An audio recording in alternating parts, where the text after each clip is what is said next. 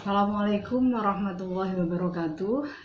Selamat pagi dan salam sejahtera untuk kita semua. Teman-teman, pada kesempatan ini kita akan berbincang tentang pentingnya pendidikan politik perempuan. Nah, saat ini diakui atau tidak, peran laki-laki dan perempuan itu masih belum setara, masih belum sejajar. Meskipun sudah berbagai upaya dilakukan, langkah afirmasi action digelakkan, tapi ternyata ini masih jauh seperti yang diharapkan. Sehingga perlu pendidikan politik perempuan. Nah, pada kesempatan ini kita akan membahas tentang itu. Nah, teman-teman, mengapa ini penting? Di samping karena tadi belum setara antara laki-laki dan perempuan, banyak faktor yang mempengaruhi. Itu karena juga keterwakilan perempuan di di publik, di politik itu masih rendah, masih belum seperti yang diharapkan. Affirmative action menggarisbawahi 30% perempuan di legislatif misalnya itu masih belum terwujud. Nah, bisa kita lihat dari pemilu ke pemilu,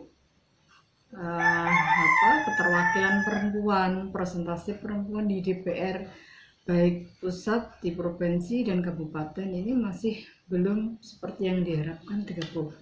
Nah, sehingga ini perlu diupayakan melakukan pendidikan politik secara terus-menerus. Nah, ketika nanti perempuan sudah paling tidak secara presentasi sudah memenuhi angka 30%, diharapkan kebijakan yang dihasilkan, undang-undang misalnya, itu nanti berpihak kepada perempuan, kebijakannya itu berpihak kepada perempuan. Nah, teman-teman, tentu banyak faktor kenapa masih tidak bisa setara, tidak bisa sejajar antara laki-laki dan perempuan. Nah, ini banyak faktor. Salah satunya adalah misalnya pemahaman kita terhadap teks kitab suci itu masih memahaminya secara tekstual. Misalnya ketika salah satu kitab suci misalnya ada yang berbunyi misalnya bahwa Arijalu naqawamu na'ala nisa misalnya. Jadi dipahami bahwa laki-laki itu adalah pemimpin perempuan. Nah, ini semakin mendorong, justru semakin mendorong laki-laki relasi kuasanya semakin kuat, bahwa laki-laki itu adalah pemimpin perempuan. Nah, seperti ini. Teman-teman, terus ada lagi pemahaman yang kurang pas lagi. Ada yang bilang ini misalnya relasi suami istri, kalau kau ingin masuk surga taatlah kepadaku, pada suami misalnya. Ini ada relasi yang tidak imbang, ada relasi kuasa yang dominan antara suami dan istri. Kemudian bahkan ada cerita-cerita yang mungkin ini juga sejarah, cuman kita menafsiri, memahami mungkin kurang tepat. Misalnya ada seorang suami yang bepergian dan istri diancam, jangan keluar rumah misalnya. Nah, ini kalau kau ingin taat kepada suami, jangan keluar rumah saat saya pergi misalnya, suami berkata demikian. Ini relasi kuasa suami ini sangat luar biasa. Misalnya bahkan misalnya tidak hanya itu, beban ganda perempuan di samping karena pemahaman teks-teks tadi, pemahaman kitab secara hanya dipahami secara tekstual, ini juga ada hal lain mengapa perempuan dan laki-laki belum setara dan belum sejajar. Beban ganda perempuan yang luar biasa karena dipengaruhi oleh budaya, faktor budaya patriarki misalnya, itu menjadikan beban yang berlipat-lipat yang dialami oleh perempuan. Misalnya kalau ibaratnya perempuan itu sama laki-laki melakukan lari dengan setat yang sama, tapi beban yang berbeda. Saat misalnya sama-sama jarak tempuhnya sekian meter, itu di samping memang akan lebih cepat laki-laki, tapi karena bebannya perempuan lebih banyak, misalnya dia harus peran dia sebagai seorang istri, peran dia seorang ibu, ada kewajiban mengurus anak, dan itu hanya dipahami bahwa kewajiban mengurus anak itu dilakukan hanya oleh seorang ibu, seorang perempuan. Nah, padahal dia juga butuh ekspresi, misalnya ekspresi peran yang lain, peran di masyarakat, peran sosial di masyarakat. Mungkin juga satu sisi dia di publik, peran di publik. Harus melaksanakan peran publik, peran di masyarakat, peran keluarga sebagai ibu, peran keluarga dan lain sebagainya. Ini sehingga beban ganda yang dialami oleh perempuan tentu ini menyebabkan dia harus berpikir dua kali. Misalnya kalau saya kok aktif di politik misalnya, nanti siapa yang ngurus rumah, siapa yang ngurus anak saya. Nah, ini karena banyak pertimbangan yang harus dia lakukan, ini kadang menghambat ya.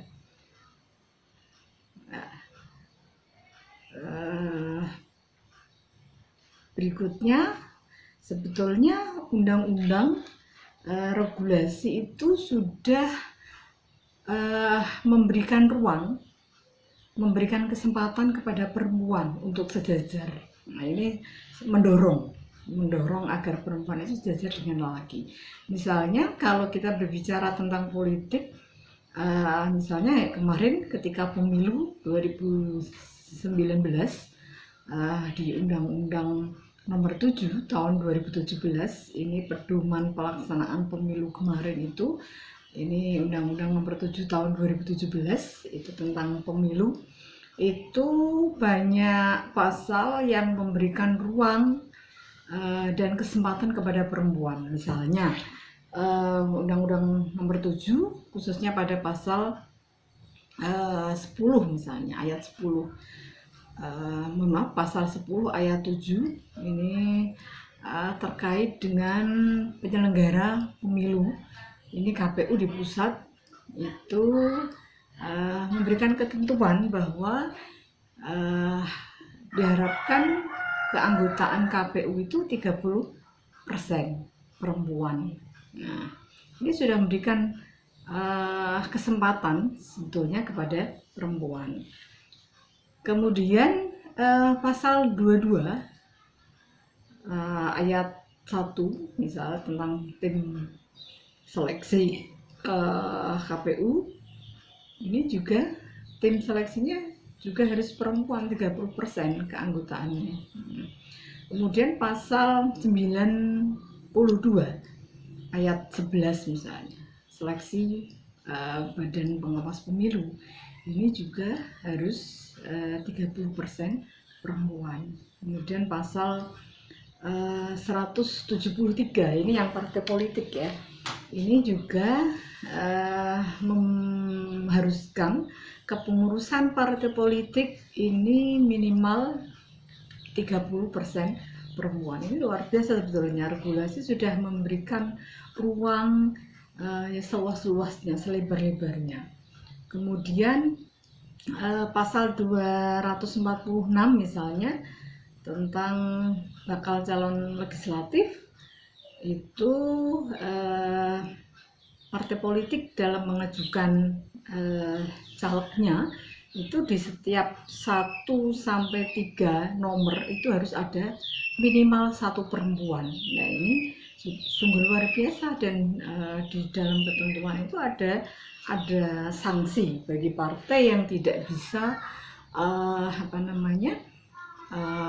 memberikan atau mengajukan calegnya setiap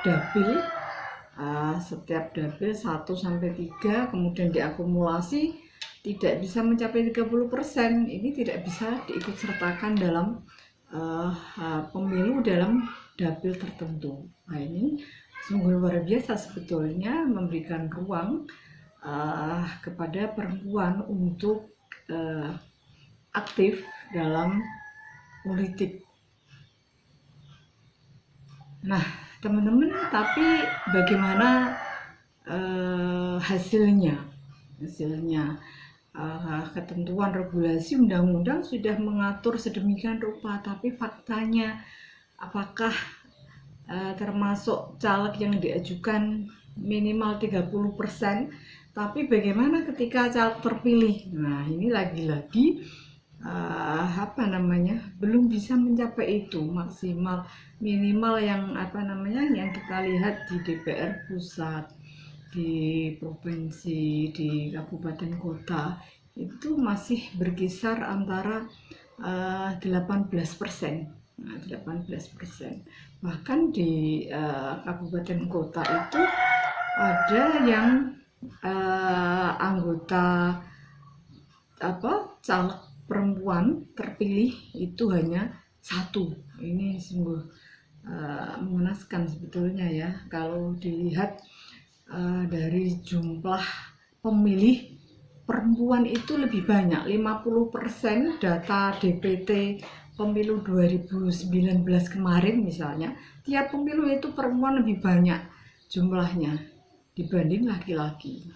Tapi ketika berbicara keterpilihan anggota DPR yang terpilih itu ternyata perempuan masih belum memenuhi ketentuan harapan 30% yang diharapkan itu. Nah, banyak faktor yang memengaruhi kenapa itu belum terwujud. Nah, yang pertama itu karena budaya patriarki.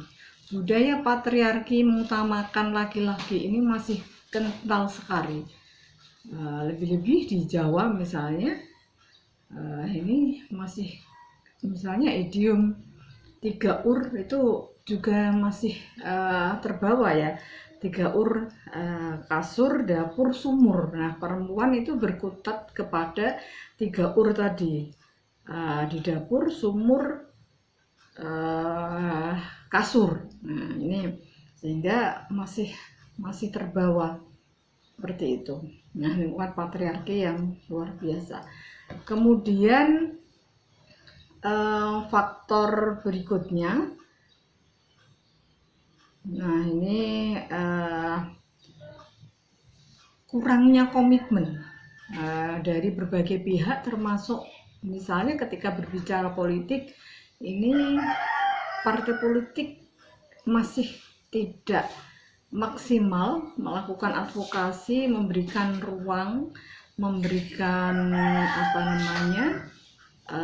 kesempatan kepada perempuan. Kalau toh ketentuan dalam pengajuan